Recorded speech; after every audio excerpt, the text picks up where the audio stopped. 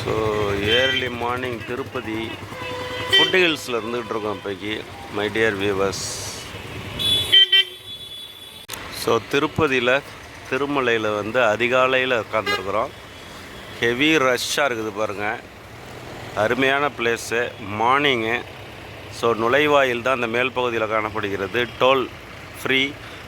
Toll plaza மேலே போகிறதுக்கான toll plaza. Venkatajalapathi கோயிலுடைய முன்புற தோற்றத்தை தான் இப்போ பார்த்துக்கிட்டு இருக்கீங்க.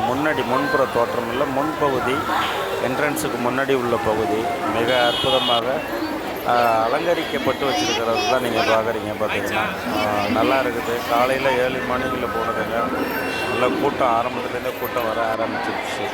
ஸோ இப்போ பார்த்துக்கிட்டு இருக்கிறது இந்த ராஜகோபுரம் முன்புறத்தில் உள்ளதை தான் பார்க்குறீங்க. ராஜகோபுரத்துக்கு முன்பகுதி மேலிருந்து பார்க்கக்கூடியது.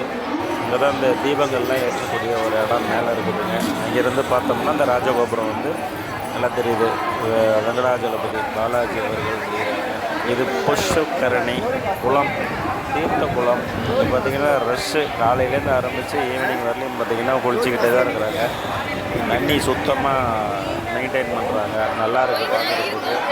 மிக அற்புதமான ஒரு பிளேஸு. கோயிலினுடைய இன்னர் பகுதியில் செல்ஃபோன்லாம் எதுவுமே அலோடு கிடையாது. ஸோ அதனால் செல்ஃபோன்லாம் உள்ளரெல்லாம் எடுக்க முடியல.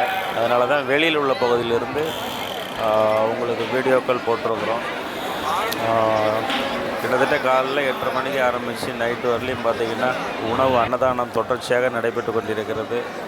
காலைல பொங்கல். அதேமாதிரி இந்த கோயிலினுடைய சுற்றுப்புற சுவரெல்லாம் பார்த்திங்கன்னா மேக்ஸிமம் தமிழ் மொழி தான் இடம்பெற்றிருக்கிறத பார்க்க முடியுதுங்க. கன்னடம் கொஞ்சம் தான் இருக்குது. ஆக்சுவலாக இந்த திருப்பதி கோயில் தமிழ்நாட்டுக்கு சேர வேண்டியதோ என்னவோன்னு தெரியுதுங்க. ஆனால் பெரும்பான்மையான மொழிகள் தமிழ் மொழி தான். இப்போ பார்த்துக்கிட்டு இருக்கிறது மியூசியம் அப்படின்னு சொல்லக்கூடியது. ஸோ நிறைய கூட்டம் இருக்குதுங்க. வீடியோலாம் அதிகபட்சமாக உள்ளுக்குள்ளே எடுக்க முடியல. அதனால தான் வெளிப்புறத்திலிருந்து எடுத்து போட்டிருக்குறோம்.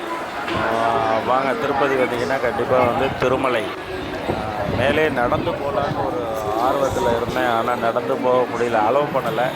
இன்னொரு சைடில் ஸ்டெப்ஸில் போகலான்னு இருந்தது. ஆனால் காலையில் கொஞ்சம் மிருகங்கள்லாம், வைல்டு அனிமல்ஸ்லாம் கொஞ்சம் அதிகமாக வரன்றதுனால கூட்டம் இல்லை.